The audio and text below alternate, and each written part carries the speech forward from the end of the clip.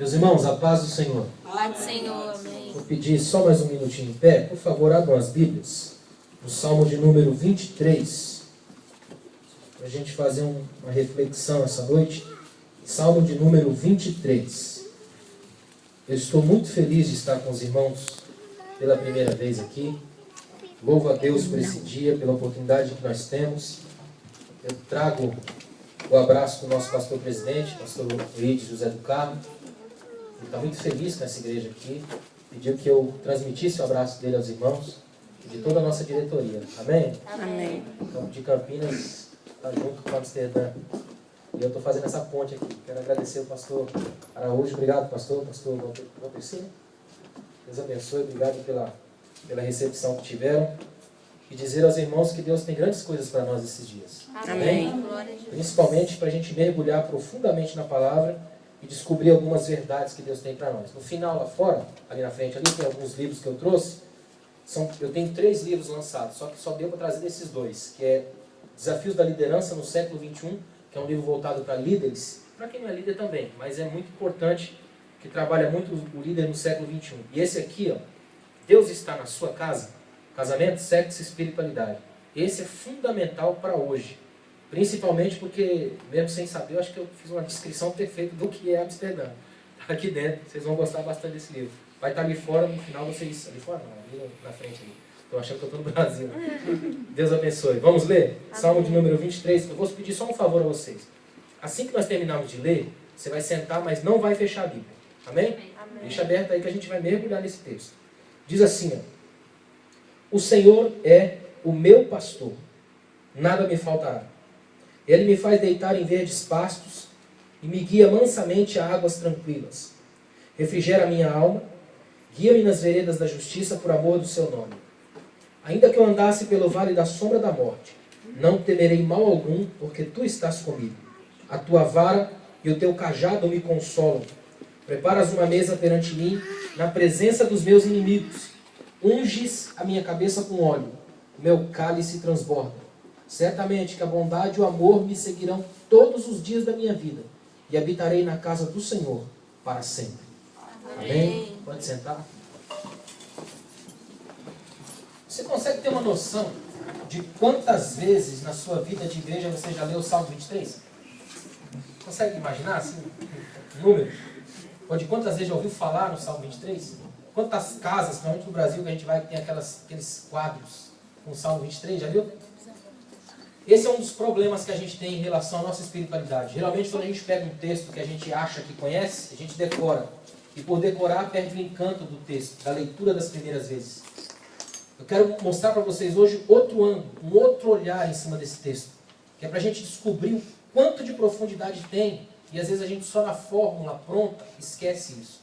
Para ficar mais claro, conta-se que numa cidade do interior do Brasil passou um artista, conhecido como artista da voz. Ele tinha uma voz impressionante, uma capacidade oratória magnética. Era daqueles que pregam ou falam horas e você não cansa.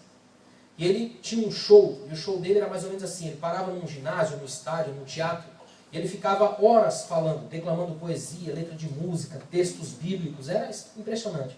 E ele chega numa cidadezinha, vai fazer uma única apresentação, e um pastor bem velhinho da cidade, cabecinha branca, recebe um convite para ir. Vai, senta nas primeiras cadeiras e fica lá. E o homem começa, faz toda aquela apresentação, 1h30 de apresentação, e o povo ao delírio. Quando termina, o povo fica de pé, aplaudindo, assobiando, balançando o lenço, aquele frenesi que é típico de uma multidão em êxtase. Aí quando ele termina, ele diz assim, o que vocês acham de eu terminar a minha apresentação para vocês essa noite, falando para vocês do meu jeito, o Salmo 23, Salmo do Pastor. E todo mundo vai ao delírio, um olhando para o outro, falando, imagina, já é bonito o Salmo 23, na voz desse cara aí vai ficar lindo. E todo mundo já pegando câmera para gravar, aquela coisa toda. Ele falou, só tem uma coisa, tem uma condição. Que a condição é, assim que eu terminar de falar o Salmo 23, Salmo do Pastor, na minha voz, no meu jeito, eu fiquei sabendo que entre nós tem um velho pastor. Onde que ele está? Aí o pastor levantou a mão. O senhor vai vir aqui, vai pegar o microfone e vai falar para eles o Salmo 23, Salmo do Pastor, na sua voz, no seu jeito. O senhor aceita a condição? O pastor falou, aceito. E o homem começou, o Senhor é meu pastor e nada me faltará. E vai entrando nos meandros do Salmo e o povo delirando. Quando ele termina, habitarei na casa do Senhor para sempre, o povo fica de pé. Começa a aplaudir, a subiar. O povo levanta e o pastor quase cai no chão. O pastor fala, agora eu estou perdido. Né? O que eu fui fazer? Porque o cara é o artista da voz, eu já estou perdendo a minha. Né? Se eu falasse antes, mas depois, Deus, onde é que o Senhor vai me meter? E começou a briga com Deus. Porque crente é treinado para falar para crente. Todo crente é bilíngue. Ele fala português, por exemplo, e evangeliquez. Né? A língua do crente, aquela língua é só nossa. Quem não é crente fica boiando geral lá fora. Não é assim? Então a gente fica meio complicado para falar num grupo não crente, aí tem que pegar no tranco lá na frente depois de algumas fórmulas mágicas. E o pastor estava lá, o que eu vou fazer?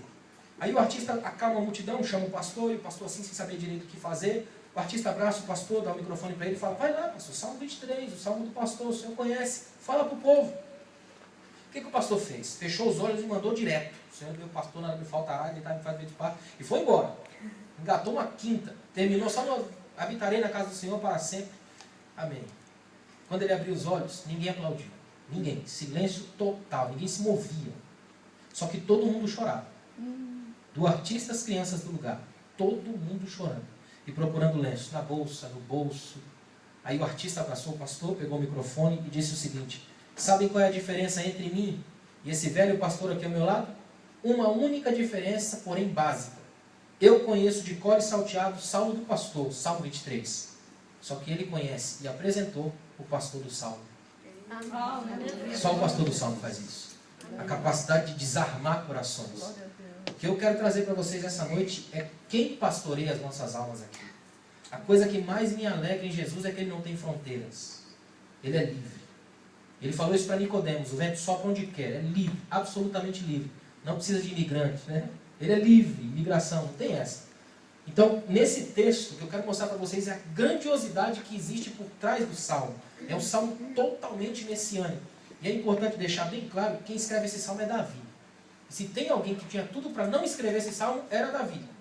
Você tem uma ideia? Quem tinha tudo para escrever Eclesiastes, que é o livro do tédio supremo. Eclesiastes é aquele livro que, se você tiver num dia meio ruim, você fica com raiva de ler. Tanto que eu trabalho com filosofia, uma vez eu botei uma cópia de Eclesiastes na mão dos filósofos, dos amigos do curso. Falei, já que vocês gostam de filosofia, de tédio, lê isso aí. Ó. E eles falam, não é possível que exista isso na Bíblia. Existe. Só que quem escreve Eclesiastes, do ponto de vista histórico, é Salomão. Só que Salomão é filho de Davi. E Salomão foi filho de papai, herdou o trono, e quando herdou o trono pediu sabedoria, e Deus deu. Ele tinha 300 esposas e 700 concubinas, mulher não faltava, tinha 1000. Né? Tinha cavalo demais, ouro demais, dinheiro demais, mulher demais, estava tranquilo. Ou seja, ele tinha tudo para escrever o Salmo 23. O Senhor é meu pastor, nada me faltará. Já quem tinha tudo para escrever Eclesiastes era Davi, que foi caçado por Saul, cerca de 10 tentativas de assassinato, que nasceu ruivo, e na cultura judaica vermelho é a cor da terra, e a terra estava amaldiçoada pelo pecado de Adão, então quando ele nasceu, o pai tomou um susto. Alguém pegou aqui em casa. Tanto que ele é criado fora de casa. Ele escreve um salmo, ainda que meu pai e minha mãe me desamparem, o Senhor me acolherá. Em pecado me concebeu minha mãe. Nasceu com essa visão. Você é um menino meio complicado. Ele fica fora de casa o tempo todo. Nunca está em casa, porque é um rapaz marcado. Não tinha tudo para escrever Eclesiastes? A vida não presta, nada faz sentido. Né? Mas não, dá o contrário. Quem escreve o Salmo 23 é Davi. Quem escreve Eclesiastes do tédio é Salomão. Por quê? Porque enquanto Salomão pega a sabedoria que Deus deu e tenta entender a vida, quem faz isso pira, gera Eclesiastes. Davi pega a sabedoria que Deus deu e vai viver. Quem vive gera salmos. Amém. O que a gente quer fazer é isso aqui hoje. Que você pegue sua vida e transforme num salmo para Deus. Amém. Poesia divina sendo escrita na história. Glória A gente não precisa entender Deus, precisa se lançar nele. E à medida que você se lança nele, você aprende a viver para Deus. Sabe qual é a tentativa de muita gente? Entender Deus, porque uma vez que eu entendo é um passo para controlar. E como Deus está além do controle, eu não posso entender, mas posso participar dele. E participando dele eu vivo. E vivo com abundância. E gero salvo. Deu para entender? Amém. Olha para o texto. Para mim, poderia ser o salmo mais curto da Bíblia se ele fosse só isso aqui. Ó. O Senhor é. Se tivesse ponto aí, eu estava feliz. O Senhor é. O salmo começa com uma inflexão dizendo que ele existe. É um salmo que atesta a existência de Deus em qualquer tempo. É a mesma inflexão de Hebreus 13:8. Jesus Cristo é o mesmo, ontem, hoje e eternamente. O salmo está dizendo que o Senhor é. Ele nem foi e nem há de ser. Ele é. Está testando isso. E aqui nesse texto tem um padrão bonito. Todo mundo que eu conheço na igreja gosta do Salmo 23. Você conhece alguém que nunca gostou do Salmo 23?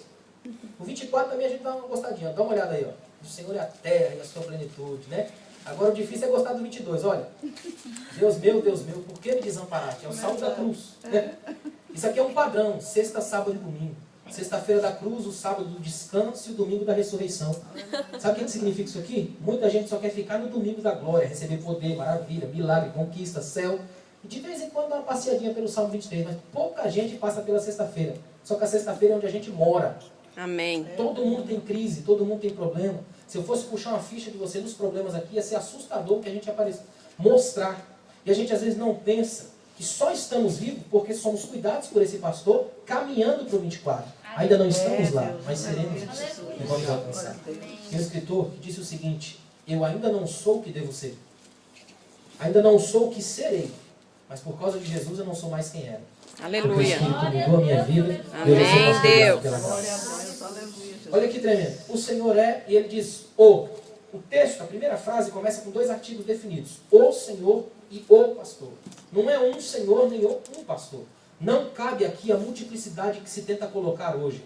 A ideia que impera hoje é que cada verdade existe por si. Isso surgiu por causa de um escritor russo chamado Peter Ustinov, que ele dizia que a verdade é como o lustre da sala. Qualquer um pode ver, mas cada qual de um ângulo diferente. Só que o que ele não está pensando é que não interessa se o seu ângulo é diferente do meu. O lustre é o mesmo, é ou não é? Essa é a lógica. E as pessoas entendem só como cada verdade é um pedacinho assim. Os filósofos antigos diziam que no começo a verdade era um espelho, onde só Deus se via, o único espelho de Deus. E aí um anjo descuidado deixou o espelho cair, bateu do céu na terra, explodiu em miríades de pedaços. Cada homem que passou botou um pedaço no bolso e saiu pela vida dizendo: eu tenho a verdade. É ou não é? Tem muita gente trabalhando com essa paranoia de ser o poderoso dono da verdade. Quando isso acontece, não sabemos absolutamente nada.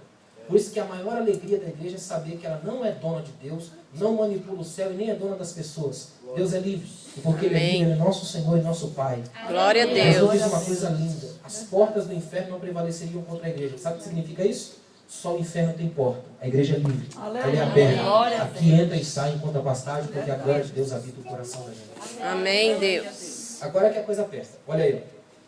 O Senhor é o meu. Meu aí é pronome possessivo, indica posse. O que é estranho.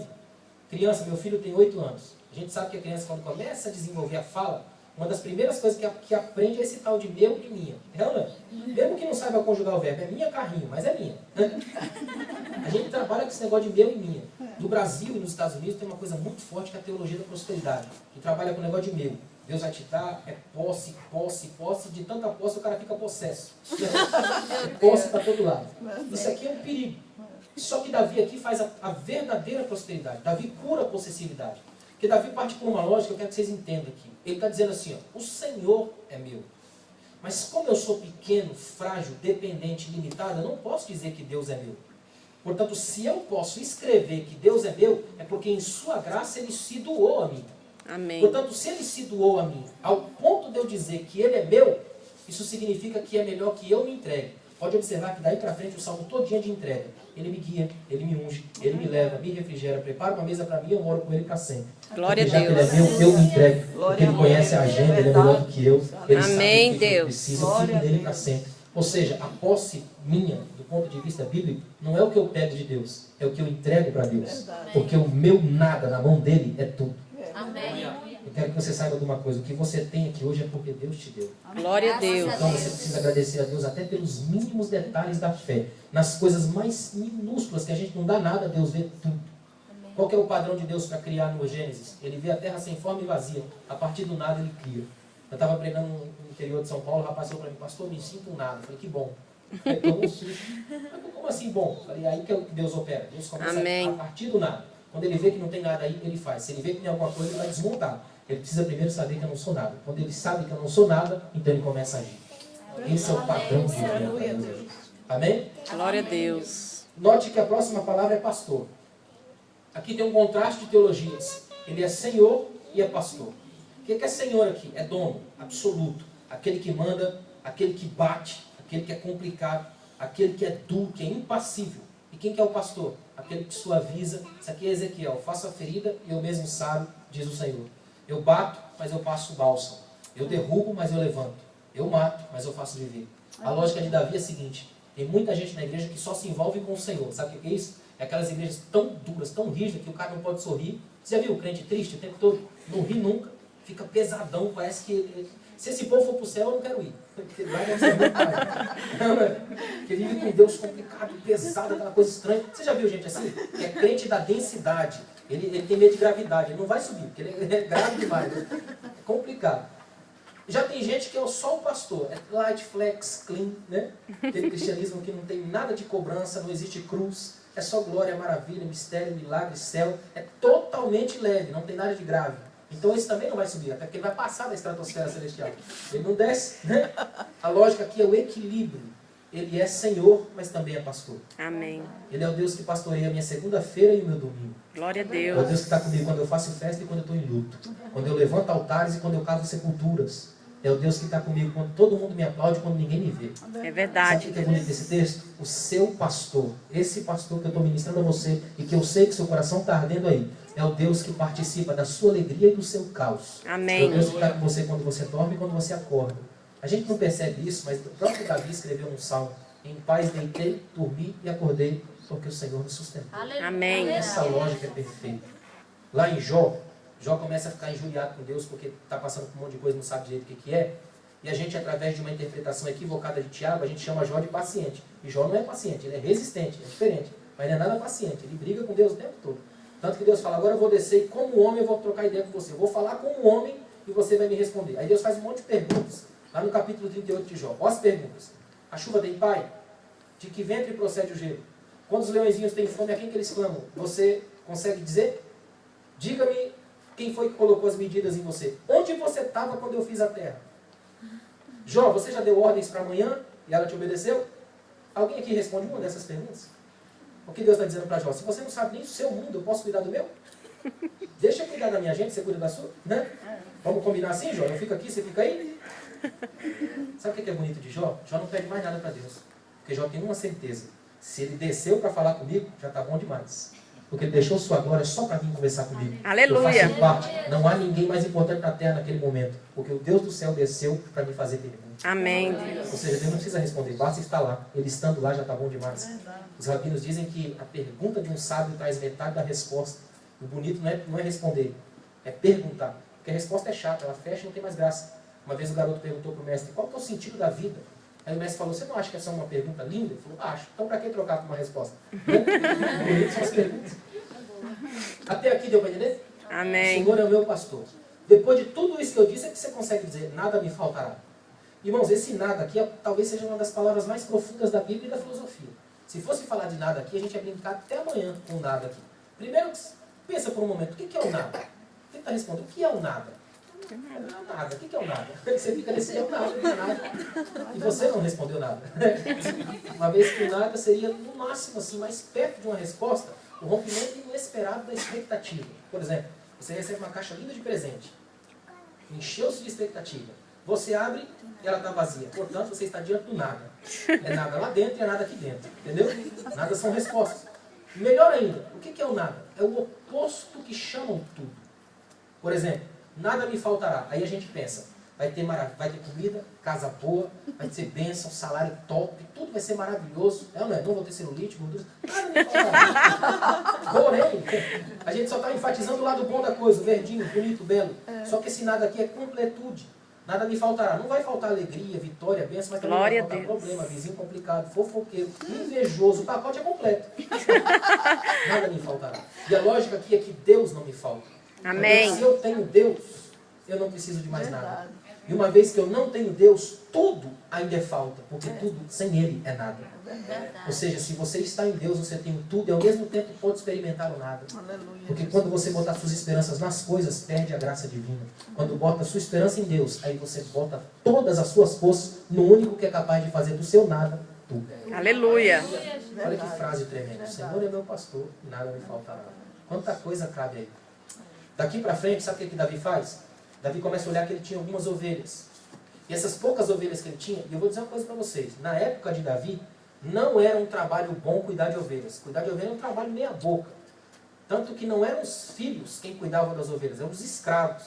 No caso de Davi, o pai falou assim: esse menino nasceu pecador, complicado, vou jogar esse menino no meio de umas ovelhas lá, vou arrumar poucas ovelhas, pior ainda.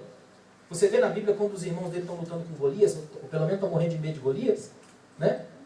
que ele desce, o pai dele fala, vai levar um queijo para os seus irmãos lá na guerra, e ele vai lá. Quando ele chega lá, olha que incrível.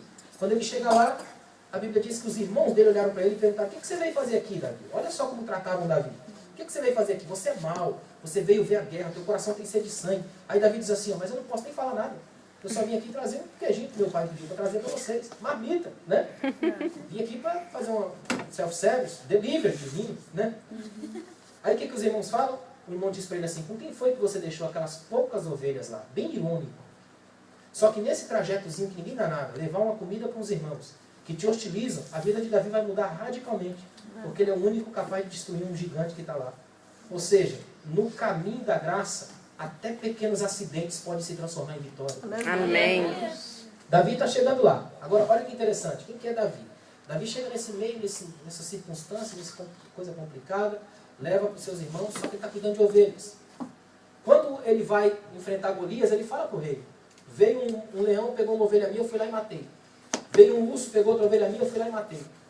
Aí eu pergunto a você, como é que Davi pode provar uma coisa dessa? Né? Nunca falou nada disso para ninguém. Sabe por quê? Porque certas vitórias nossas, a gente não precisa espalhar os quatro ventos, para não acordar a inveja que tem sono leve. Melhor ficar quietinho, guarda só para você. Na hora certa você tem para quem contar. Testemunho de vida que vale a pena para quem vai te abençoar, quem vai abrir portas para você. É bom fechar a boca de vez em quando. É o que o Salmo está dizendo. Agora, olha que interessante. Daqui para frente, Davi vai trabalhar do jeito que ele fazia com as ovelhas dele. É como ele se sente Deus em relação a ele. E como eu quero que você entenda Cristo em relação a você essa noite. Está dando para entender até aqui? Amém. Para você entender bem. Olha o que diz aí o versículo 2. Ele me faz deitar. Esse deitar aqui é um descanso necessário para acordar no outro dia com as energias intactas. É o descanso feliz. Em outras palavras, Deus não te dá uma prova que você não suporte. Deus não vai cobrar de você algo além das suas forças. Porque Deus te conhece. E de vez em quando Deus te faz deitar. Amém. Tem um dia de descanso. Sabe qual é o problema de crente? Crente é pessimista. É estranho isso. O Salmo 30, verso 5 diz assim, ó, o choro pode durar uma noite, mas a alegria vem pela manhã. Olha que interessante. A Bíblia diz o choro pode. A possibilidade do texto está no choro. Não está dizendo que vai durar. Diz o choro pode durar uma noite. Qual que é a certeza do Salmo? A alegria vem pela manhã. Como que crente lê esse texto? O choro vai durar umas 40 noites. Talvez a alegria venha pela manhã, a gente vai vir. A esperança é a última que morre, a primeira que agoniza, né? A lógica do Salmo é o contrário. O choro talvez dure, mas a alegria vem pela manhã. Qual que é o padrão bíblico? O crente chora, mas não para sempre. Porque Deus tem tempos de descanso, pausas divinas na luta, para você poder respirar o fôlego, respirar a graça e poder levantar melhor. Amém. Essa é a lógica do Salmo. E olha onde que ele te faz deitar. Ele me faz deitar em verdes pastos. É lugar de qualidade. Nós temos um pastor que nos leva para lugares de qualidade. Não é qualquer lugar, não é qualquer momento, não é qualquer movimento. Deus nos leva para lugares de qualidade. Por exemplo, a gente está aqui em outro país completamente diferente. Deus prepara pessoas que se cuidem uns dos outros.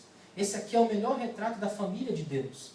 Nós estamos longe, às vezes seu pai está longe, sua mãe está longe, seus irmãos estão longe. Deus te arruma outros pais, outras mães e outros irmãos, e chama de família, cujo pai maior é ele. Que é para que você se sinta em casa e saiba que em qualquer lugar que você for, Deus tem pausas, lugares de descanso. Amém. É o pastor que pastoreia quando eu não estou em casa, quando eu estou fora do meu lar.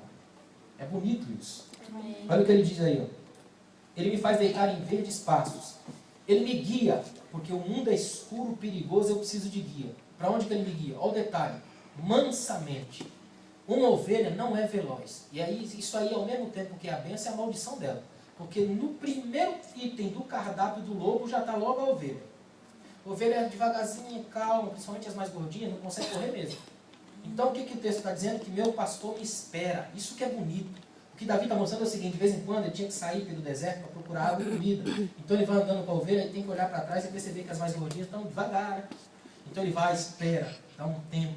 Uma vez perguntaram para John Stott, um dos maiores teólogos da igreja, qual que é o passo da igreja quando ela avança? Eu disse, é sempre dos mais fracos. A gente para e espera para todo mundo chegar junto. A igreja não é uma corrida dos loucos e dos fortes.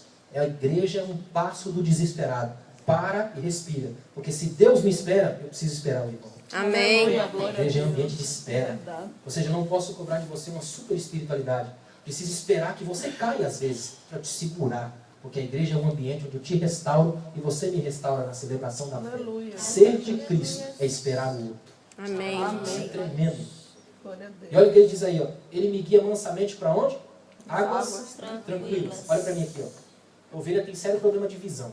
Eu fiz uma pesquisa lá em Goiás, aproveitei bem, fiz uma pesquisa extensa sobre o trato com ovelhas. Eu peguei 42 edições de uma revista chamada O Berro, que é uma revista voltada só para o público criador de ovelha no mundo inteiro. E é impressionante o que eu aprendi lá. Uma das coisas que me chamou a atenção é que na última página da revista tem uma piadinha. E nas 42 edições que eu peguei não tinha uma piada com ovelha, só com bode, porque ovelha não tem graça. Ovelha é simples, não é fashion, é tudo igual. Por isso que para conhecer ovelha o pastor tem que amar para ver detalhes. Por exemplo, se uma ovelha estiver doente, o pastor tem que estar muito atento, porque para não chamar atenção ela se esconde no mato e morre sozinha, calada e quieta. Já o bode é ao contrário, se tiver com uma unha encravada, ele não dá sossego enquanto não falar tirar. Isso é terrível. Ó, bode bebe, bode tem problema com o diabo, é terrível. Já a ovelha é ao contrário. A ovelha é uma bênção, uma maravilha. Portanto, quem dá problema na igreja não é ovelha, é bode.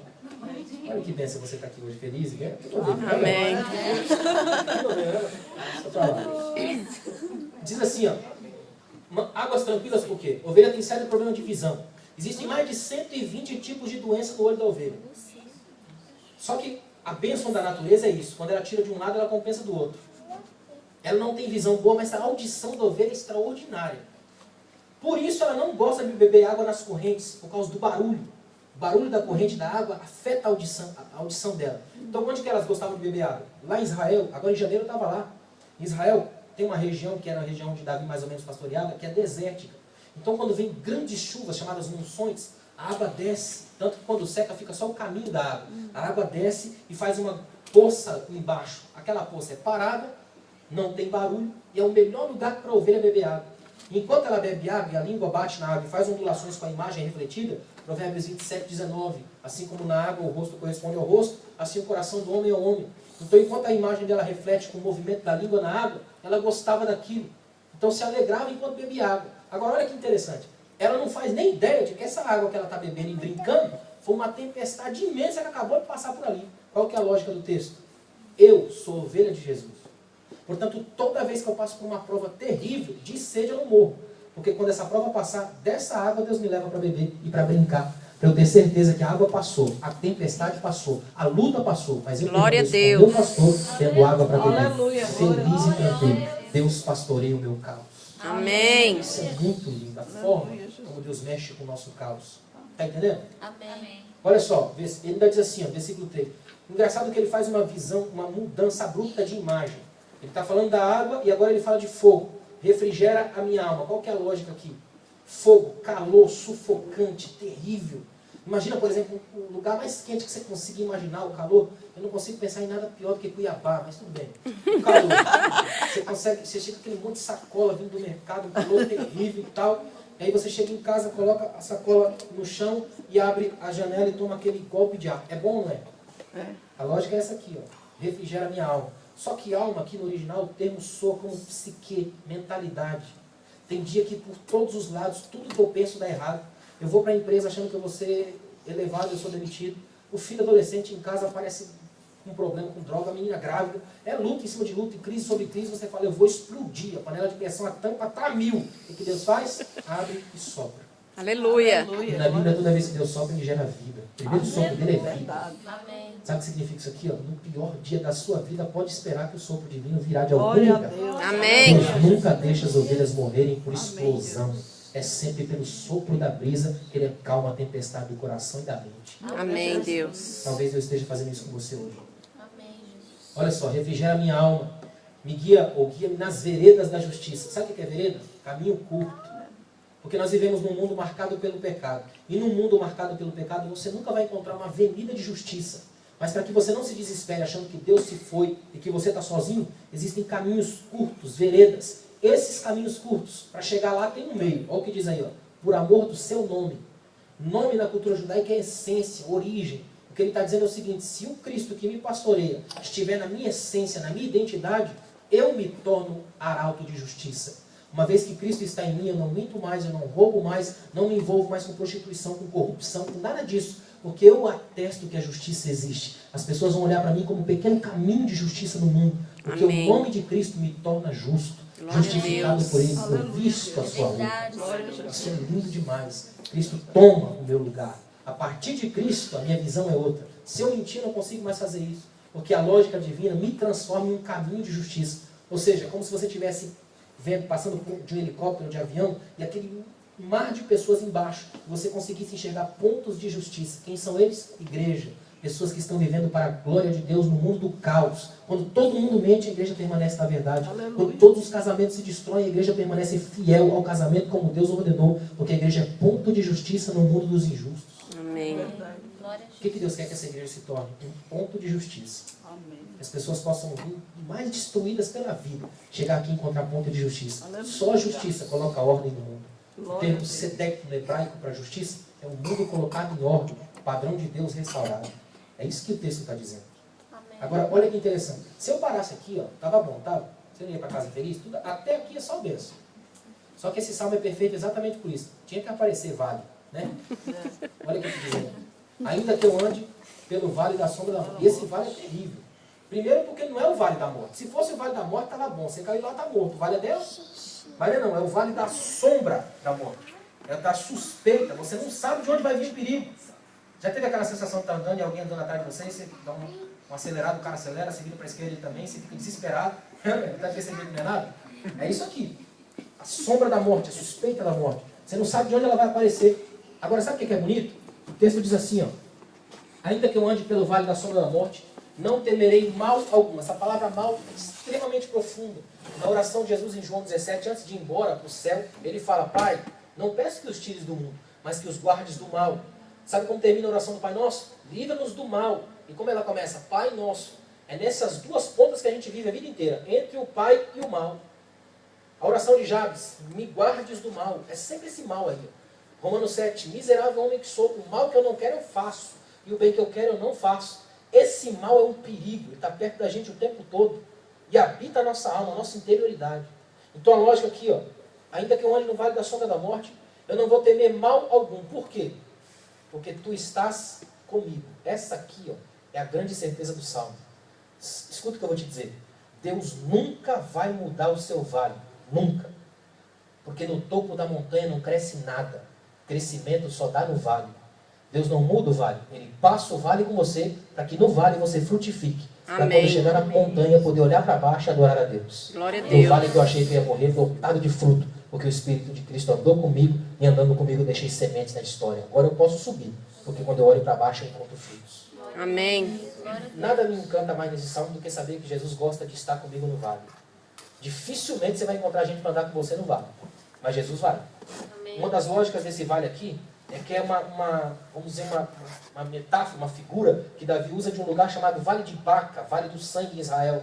Era um lugar onde se jogava lixo, detrito de guerra. Terrível.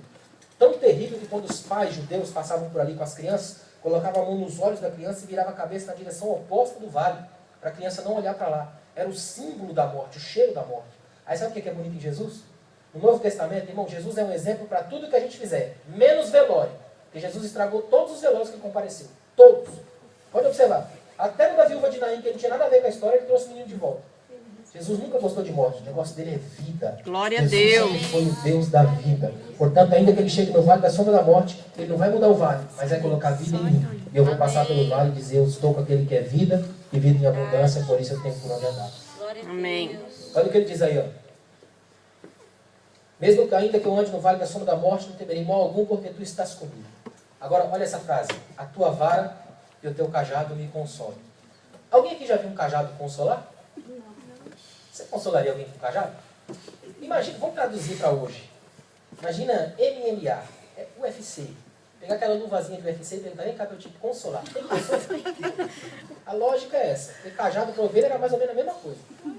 O cajado ou a vara, geralmente o pastor usava um pedaço de pau ou a própria vara, a parte que toca no chão.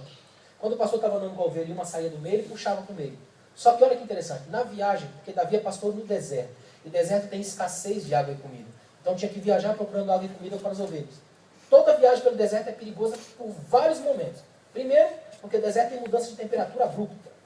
Segundo, porque o deserto é cheio de armadilha. Terceiro, onde tem ovelha tem lobo. E o pior, a ovelha é toda desleixadinha, já o lobo é o contrário. O lobo é terrível. Ele só age matilha, ele fica de longe, fareja, pelo faro ele marca. Você tem uma ideia, os lobos da Sibéria, quando o lago começa a congelar no inverno, e ele tem que atravessar para o outro lado, sabe o que ele faz? Ele bate a ponta da orelha no lago, e abaixo, pela vibração, ele multiplica pelo peso dele e pela espessura do gelo. E sabe se aguenta ou não. Se não aguentar, ele nem atravessa. Alguns, quando machucam a perna, por exemplo, não tem para onde ir, eles arrancam a própria perna, ou seja, faz uma espécie de cirurgia e consegue viver tranquilamente. Sabe como é que os esquimós matam um lobo? Por causa exatamente disso. Quando tem um lobo rondando uma tribo de esquimós, sabe o que eles fazem? Quando dá umas 5 horas da tarde, mais ou menos, começa a cair da noite, eles pegam um punhal, enfiam num coelho, num bicho, algum bicho assim, matam o bicho, e enterram a lâmina no gelo, deixam com o cabo no gelo, deixam com a lâmina para cima suja de sangue. Aí começa a congelar. E o lobo vem pelo faro e começa a lamber. Só que está congelando. Então, no que ele vai lambendo a lâmina já congelada, a língua dele fica dormente. Só que o gelo da lâmina vai quebrando. Então, com a língua dormente, ele corta a própria língua e não sente dor, porque a língua está dormente. E o sangue vem quente. E ele acha que é de um animal. Então, ele vai cortando até que ele perceber que cortou a própria garganta e morreu sozinho. Não. O nome disso aí é pecado. Pecado faz isso com a gente. No primeiro momento é cheiroso, gostoso, interessante. Quando você for ver, está morto. Porque ele cortou sua própria garganta. O diabo é mestre em sedução. Agora, sabe o que é interessante? Se você olhar para esse texto aqui, ó, o que eu quero dizer para você é o seguinte: a ovelha não tinha nenhuma chance, né? Porque é lobo para todo lado, deserto, crise, não tem comida, não tem água. Só que olha o perigo. Toda vez que o pastor dava uma viajada pelo deserto com as ovelhas, sempre tem uma que fica encantada com a paisagem. Aí quando ela fica encantada com a paisagem, olhando, o pastor está seguindo aqui, ó. E ó, deixa eu contar um detalhe para vocês. Na época, como eu falei para vocês que a ovelha enxerga pouco, no máximo 10 metros, mas ela ouve bem, o pastor sempre ia na frente do rebanho e cantando alguma coisa. No caso de Davi, provavelmente tocando a harpa e cantando. Porque era um código de identificação com as ovelhas. Quando eu estava lá em Israel, eu vi uma cena tremenda. Olha que interessante. Tinha uma ruazinha bem estreitinha. Aí de lá vinha um pastor com várias ovelhas. E de cá outro pastor e suas ovelhas. Eu falei, essa eu quero ver. Os pastores começaram a se cumprimentar e as ovelhas misturaram todas. Agora acabou. Como é que vai descobrir qual é qual? Aí quando eles terminaram de conversar, um dos pastores subiu num tijolinho, pegou uma lata que ele tinha e fez um barulhinho assim, ó. Automaticamente. Todas as ovelhas dele foram para o campo e seguiram. Conhecem o seu pastor.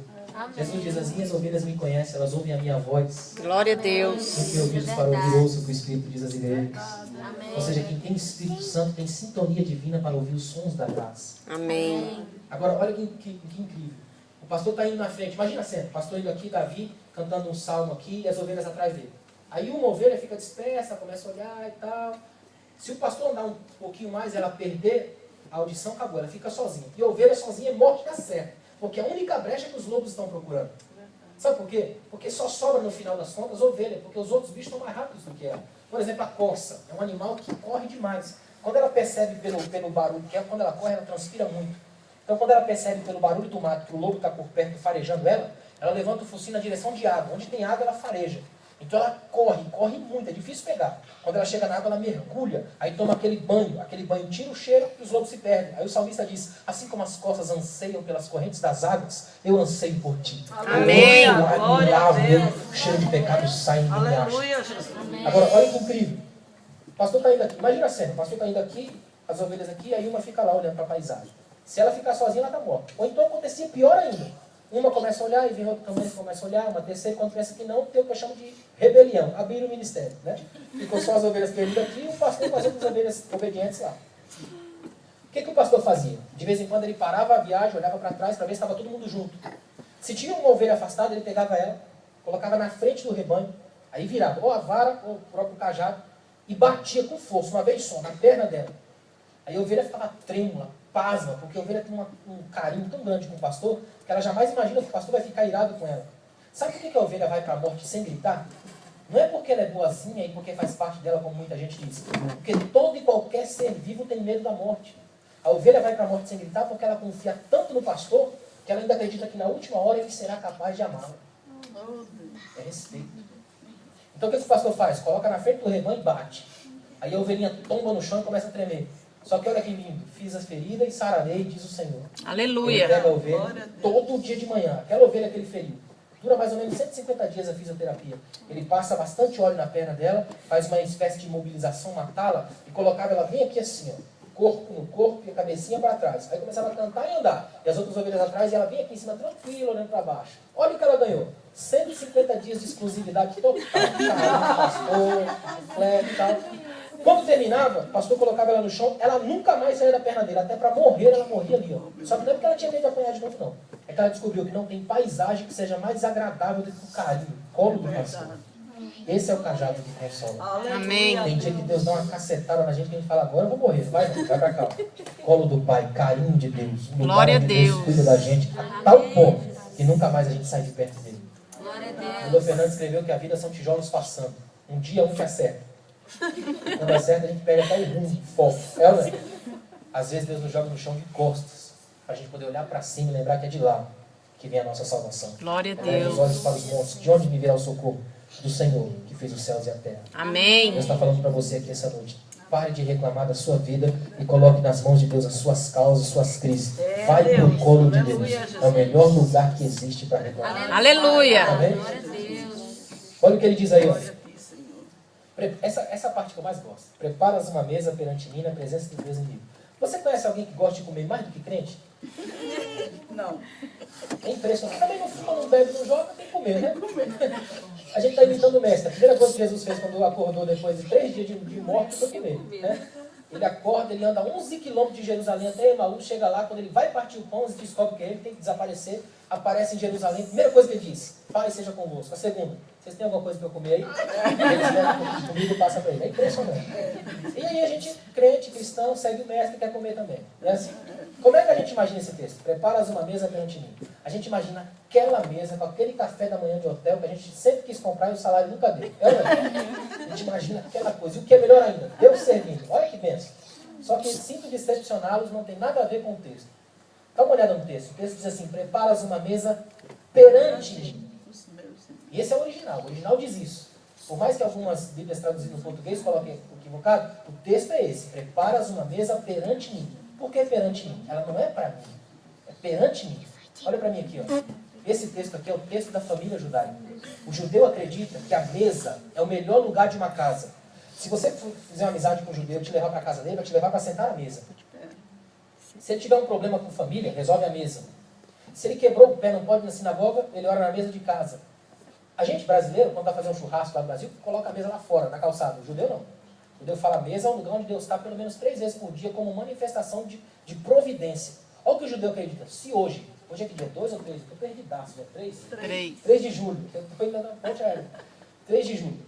Se Deus sabia que eu estaria vivo hoje para tomar café da manhã, almoçar e jantar, meses atrás Deus já colocou engrenagens para funcionar a meu favor na história. Ou seja, Ele mandou alguém plantar. Alguém plantou, ele deu para o solo cresceu, ele mandou chuva, mandou vento, mandou sol. Outra pessoa foi lá e colheu, levou para o mercado, processou. Enquanto isso eu estava trabalhando. O salário caiu, eu fui lá e comprei. Levei para casa, a esposa fez, está na mesa. Deus olhou para mim lá atrás, por isso está na mesa hoje. 3 Glória a vezes. Deus. Durante 3 vezes por dia a providência divina cerca a mesa comigo. Ou seja, qual que é a lógica judaica? A minha mesa é onde Deus está. Agora, olha que tremendo. Raciocina comigo aqui, ó. Se a mesa judaica é o centro de uma casa, é o melhor lugar da casa, onde os inimigos estão? Preparas uma mesa perante mim na presença dos meus inimigos. Se a mesa está no centro da casa, seus inimigos estão onde? Dentro de casa.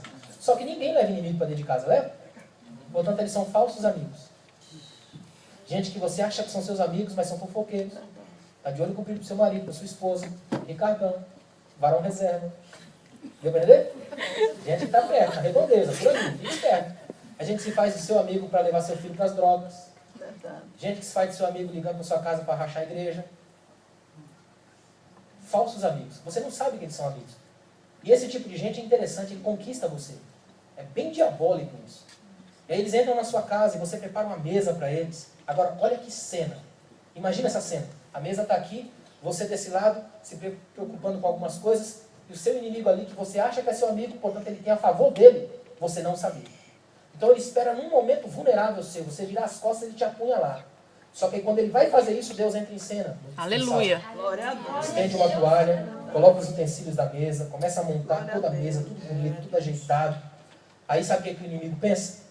Se o Deus desse cara aí, ó, foi capaz de descer do céu só para arrumar uma mesa, imagina a hora que brigar. E vaza tudo e Deus vence a guerra sem precisar lutar. Amém. Porque o Deus da providência está dentro da minha casa, sentado Glória a comigo, Deus. no meio das minhas mãos. Queria que por um minuto você agradecesse a Deus pela mesa da sua casa. Amém, Porque você comeu hoje, Deus. pela sua Aleluia. vida, porque Deus tem te Obrigado, acompanhado até Senhor. aqui, tem sido o seu Deus, o Deus da sua casa, o Deus da sua vida, o Deus do seu salário, o Deus da chuva, o Deus do sol, o Deus dos ventos. Ele é o Deus que colocou as engrenagens da história para funcionar ao nosso favor. Nós estamos aqui hoje com milhares de motivos de engrandecer a Deus, porque Ele é pastor do meu caos e da minha festa. É pastor da minha alegria e da minha tristeza. É pastor do meu domingo e da minha segunda. Não interessa o dia, Ele é pastor. Eu acho isso tão tremendo. Preparas uma mesa perante mim na presença dos meus inimigos. Irmão, não era para crente ter inimigo. Essa é a verdade. Né? Era para a gente ser irmão, amigo, a paz tremenda. Mas aqui a coisa é diferente. Se numa mesa com 12, Jesus já teve um Judas e um Tomé, imagina uma igreja com 40. Não, sabe qual que é a lógica? Deus sabia que a gente enfrentaria as crises de dentro. E as de dentro são as piores que existem. No Salmo 91, que grande parte das pessoas diz que é de Davi, mas é muito provável que seja de Moisés, o texto diz: 1000 cairão ao teu lado, 10.000 à tua direita, mas tu não serás atingido. Aí uma vez perguntaram para o mestre: que lado é esse? É o esquerdo? 1000 cairão ao teu lado, 10.000 à tua direita, mas tu não serás atingido. O mestre disse: não, se fosse a Bíblia eu diria, porque a Bíblia não faz mistério, joguinho de gato e rato. Se fosse, ela colocaria lá: 1000 cairão na esquerda, 10.000 à direita.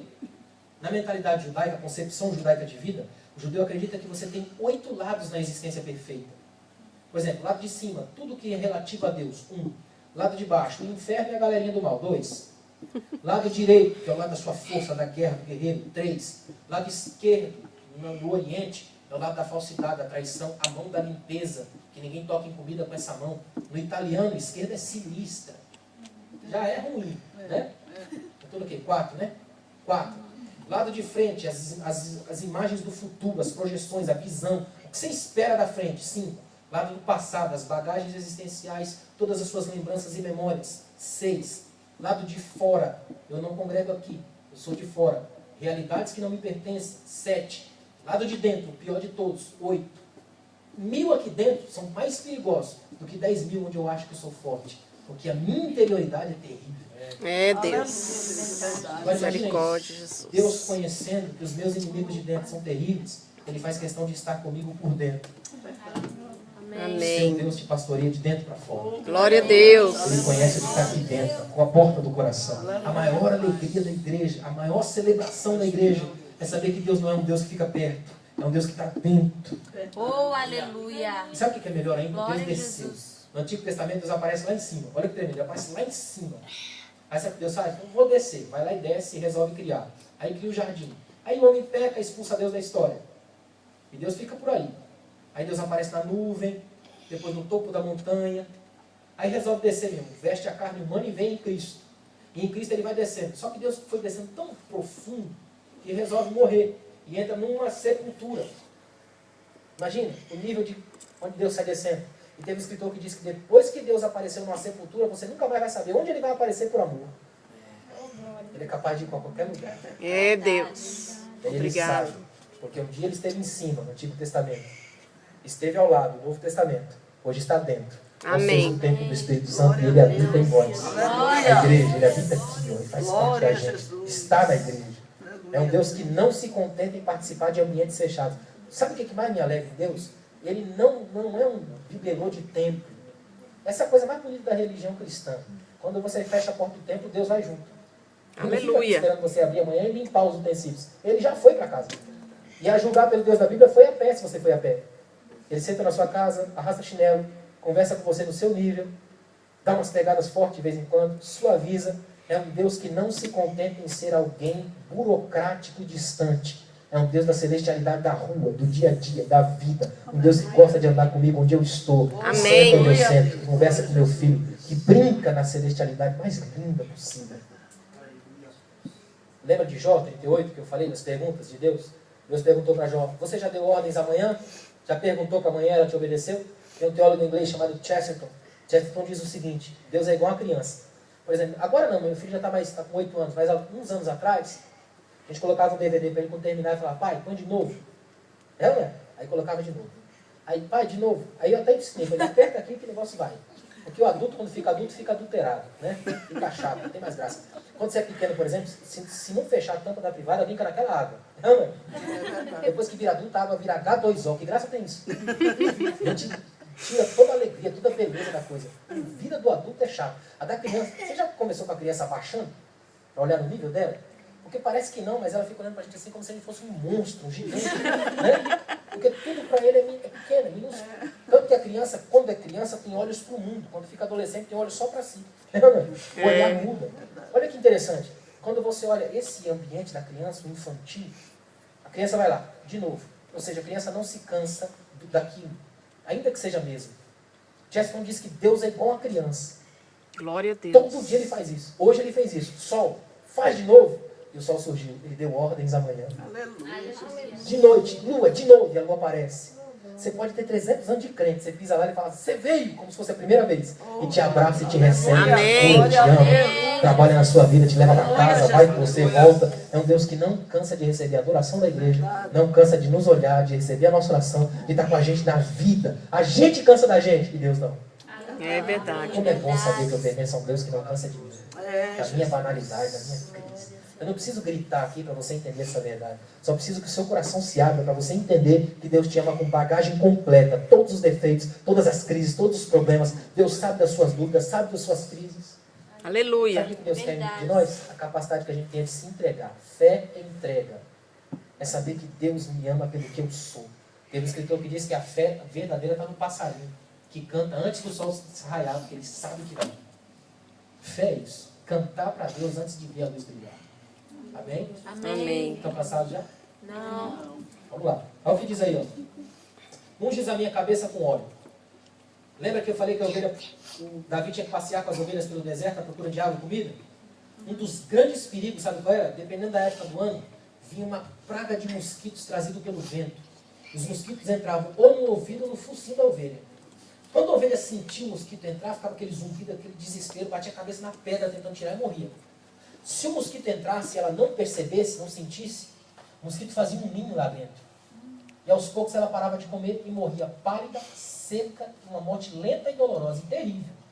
O que o pastor fazia? Ou seja, ser pastor dá trabalho, biblicamente falando. O que o pastor fazia? O pastor pegava uma por uma das ovelhas. Por isso que era bom ter 100 ovelhas. Porque pastorear 10 mil ovelhas deve dar um trabalho. Eu falo para o meu pastor, né? Nosso pastor presidente, pastor Luiz, 54 mil membros no campo de Campinas. Se ele for fazer isso que Davi vai fazer, vai demorar quantos anos? Né? Pegar uma por uma das ovelhas, derramar bastante azeite na cabeça e massagear bem. Aí essa massagem do óleo criava uma espuma. Com a espuma ele colocava em volta assim dos ouvidos e dos focinhos. Parecia um capacete. E elas entravam no deserto tranquilo. Porque o mosquito chegava, mas não entrava, estava protegida. Sabe o que é isso aqui? Culto de ensino. Aleluia. É quando o pastor massageia a palavra de Deus em você a tal ponto que os ventos de doutrina não entram, heresia não entra, fofoca não entra, calúnia não entra, porque você está protegido pela palavra da graça. Só entra o que Deus permite. Amém. Só passa o que criou raízes no profundo.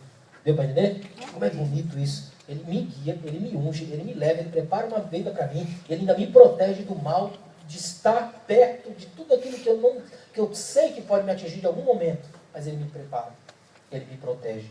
E olha o que ele diz assim, ó, unges a minha cabeça com óleo. Olha o que ele diz, o meu cálice transborda. Esse salmo é perfeito, completo. William Temple escreveu que ninguém pode possuir o Espírito Santo e guardá-lo para si, porque onde o Espírito está, transborda, e se não transborda é porque ele não está lá. É verdade. Transbordamento. Quer ver? Ó? Se eu abrisse uma torneira aqui agora, imagine, olha para cá. Eu abro uma torneira aqui, coloco um copo vazio aqui. A tendência é que o copo se enche até derramar, não é? Aí eu vou encostando vários copos, um ao lado do outro, 10 copos. Todos eles vão encher, sim ou não? Só duas coisas podem quebrar o processo. Uma, desligar a torneira. Mas isso ninguém pode fazer. A Bíblia diz que a graça de Deus está sobre nós. Aleluia. 24 horas por dia. Operando eu, quem impedirá? Ninguém para a graça de Deus. Mas a segunda coisa a gente faz quase todo dia. É só tirar um dos copos do lugar e interromper a corrente. Isso aí chama-se quebra de comunhão. É quando eu estou na igreja, mas não vou muito com a cara do irmão. É quando eu canto, mas na verdade não estou cantando, estou vomitando letras vazias. C.S. Lewis diz que no momento que o crente canta é o momento que ele mais mente. E é verdade. Por exemplo, tem um hino que se canta muito assim, ó, somos corpo, não sei se você conhece.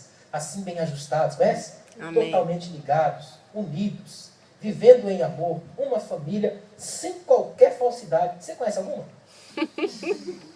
Conhece alguma família sem qualquer falsidade? Não, mentira bonita de cantar. Né? A gente fica fazendo isso tão bonito na igreja. Né? Sem qualquer falsidade. Olha que maravilha. E quando eu falo isso, não é para você parar de cantar, não. É para continuar cantando, mas transformar em verdade. Né? Aleluia. É, o desafio é esse. Né? Tem gente que fala, não, o pastor falou que é pecado. Não é não. É benção, só que transformar em vida. Qual que é a lógica desse texto? É que a igreja só é igreja de verdade quando existe transbordamento. Quando o irmão senta vazio do seu lado e você o abraça e por isso o preenche.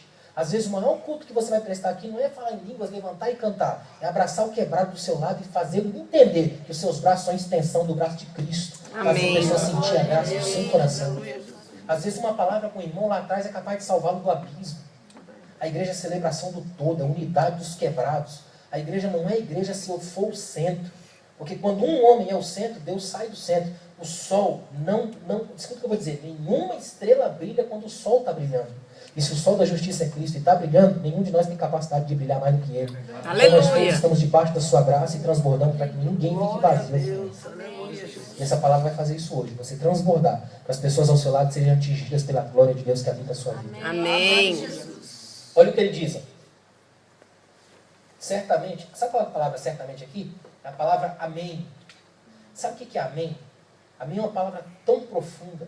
Se fosse traduzir ao pé da letra, é uma palavra com indicativo de que eu coloco toda a verdade da minha vida em toda essa verdade que você acabou de dizer. Mais do que isso, é uma palavra aramaica, da mesma origem da palavra mamon, que significa riquezas. Interessante isso. Isso significa que só Deus, o diabo ou o dinheiro podem ser adorados. Você vai levantar um altar na sua vida para Deus, ou para o diabo, ou para o dinheiro. Um dos três vai mandar na sua vida. Tomara que seja Deus. Glória a Deus. Os rabinos dizendo que você pode apagar o sol se botar uma moeda bem perto do olho. É ou não é? Dinheiro é um perigo.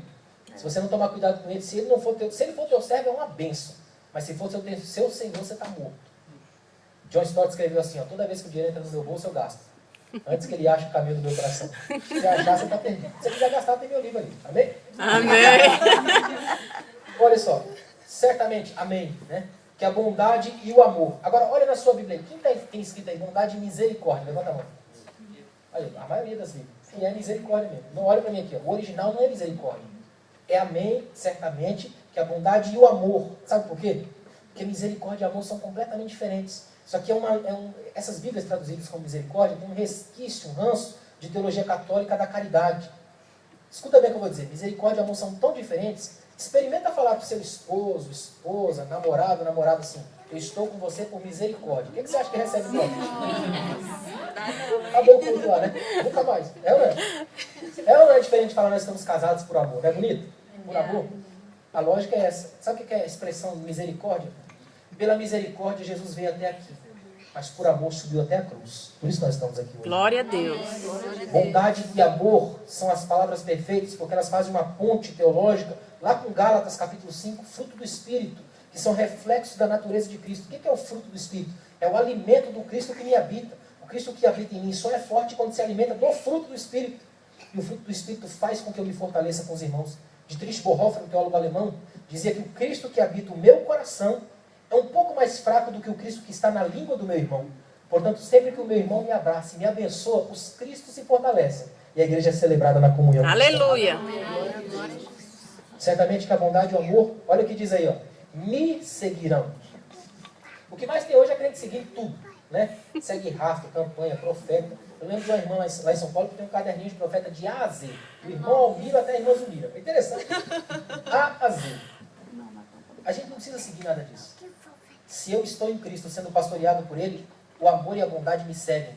Como amor e bondade são um reflexo da natureza divina, isso significa que o meu rastro é um rastro de Deus. Onde eu passar, as pessoas vão sentir cheiro de graça. Glória a Deus. Eu posso sair de qualquer lugar que a porta fica aberta. Amém. E as pessoas podem me seguir que vão parar em Deus. Em algum ponto do caminho da estrada eu desapareço. E surge Cristo. Aleluia. Porque o meu rastro é rastro de Deus. Isso é tão tremendo. Deixe rastros de Deus. Onde você passar, deixe um rastro de Deus. E olha o que diz aí, ó. Certamente que a bondade e o amor me seguirão todos os dias. Olha como eu gosto desse salmo. Dias. Já pensou se tivesse todos os finais de semana? A gente estava legitimando o crente domingueiro, o turista da fé, que só aparece para dizer que está vivo, né? Que nós somos como, assim, bem ajustados, né?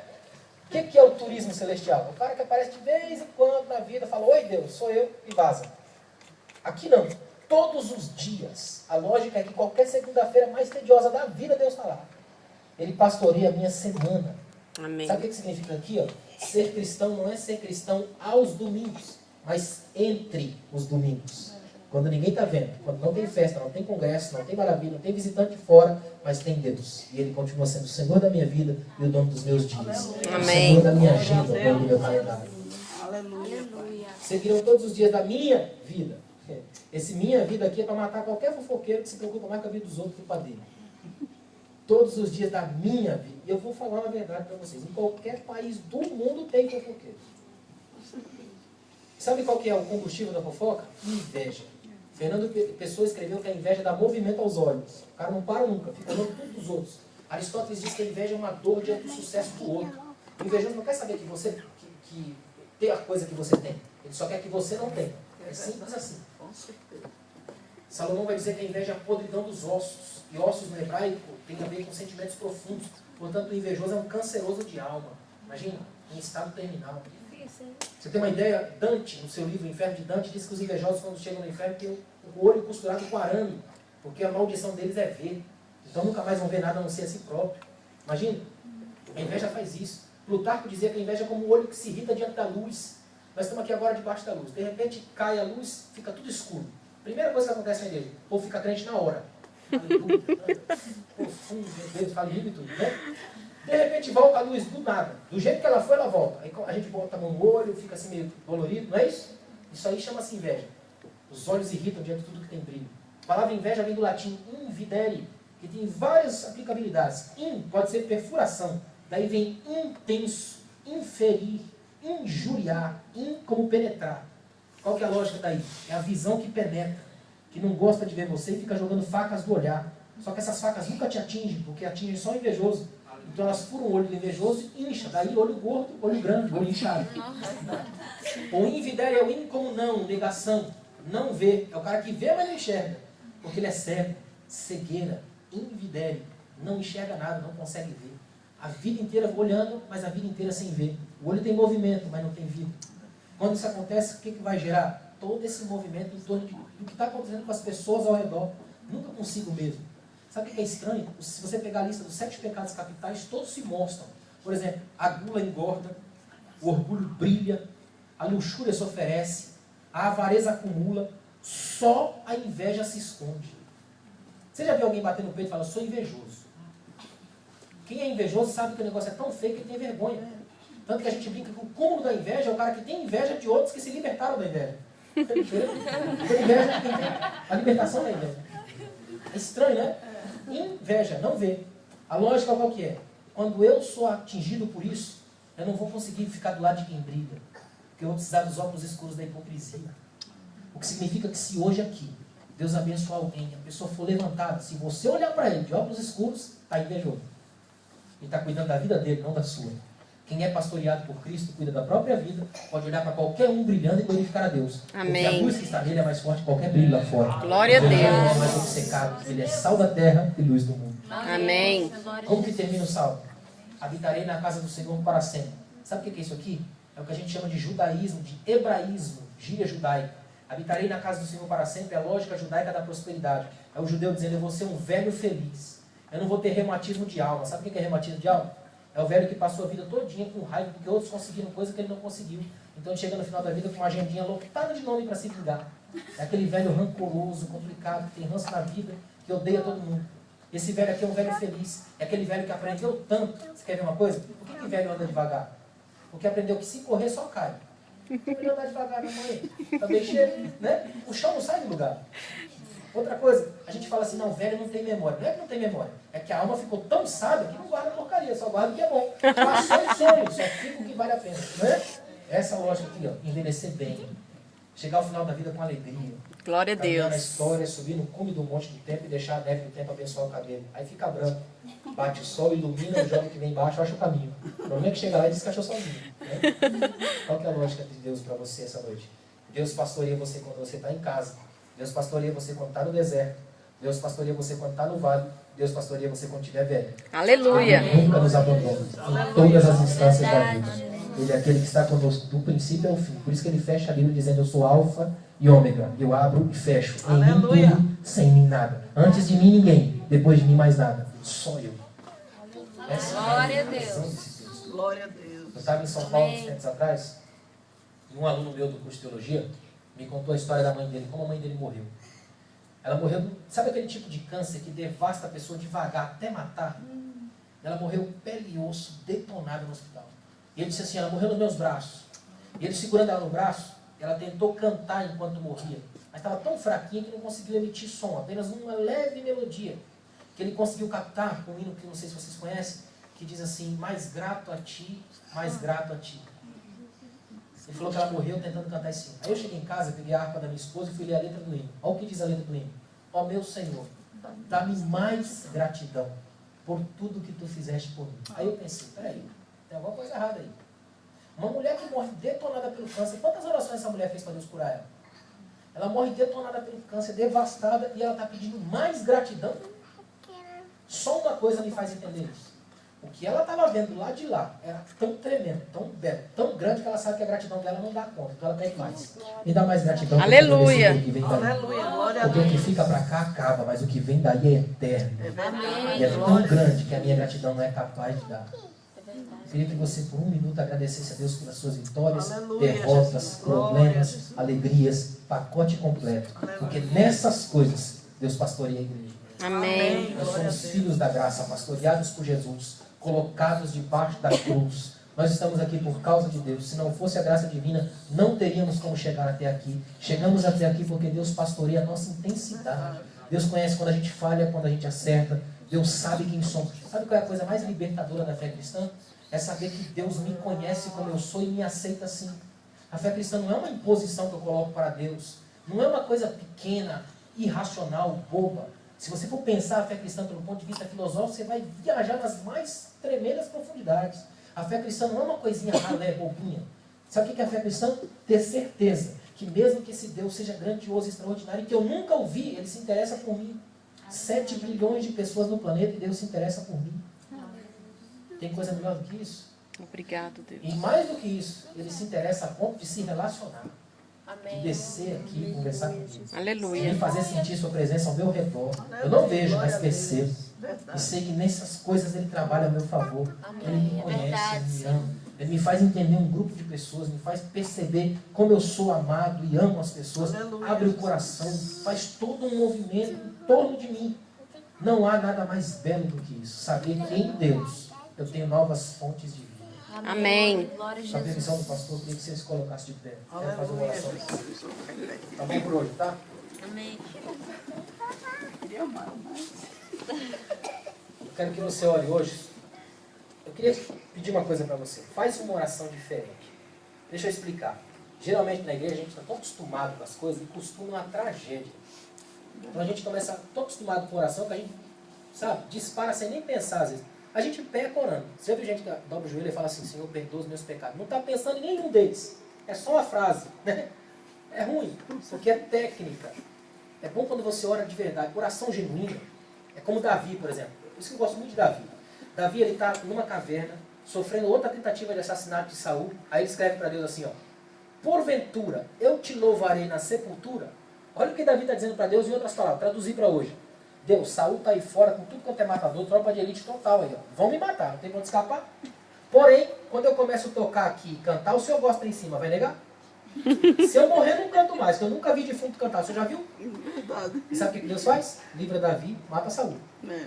E Davi permanece na história cantando. Amém. Aleluia. Deus gosta de oração honesta. Glória a Deus. Verdade. Teresa de Ávila, ela está sentada no banheiro, com o livro de orações da igreja.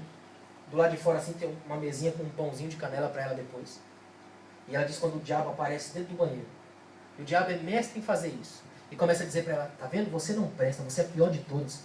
Com o livro de orações do seu Deus sentado no vaso sanitário e ali fora tem um pão que é símbolo do corpo do seu Cristo. Porque o diabo conhece teologia, irmão. Aliás, o teólogo de verdade é o diabo. Deus é pedagogo. Ele faz pedagogia divina. Aí sabe o que ele faz? Ele fala, como é que você faz isso? Sabe o que ela respondeu para ele? Satanás, as orações são para o meu Deus. Aquele pãozinho lá é para mim, o resto é seu. O resto é seu. O que é isso?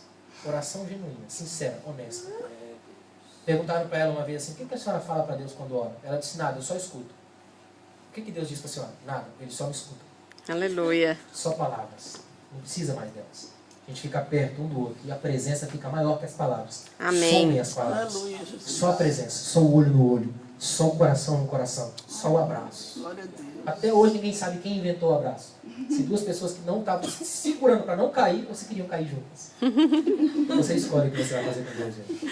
Mas abrace Deus e faça uma oração Amém, tão glória a sua, Deus. tão limpa, tão honesta, que você saia daqui mais leve pela graça que te toca. Amém. Deus, obrigado, Pai, por esse dia.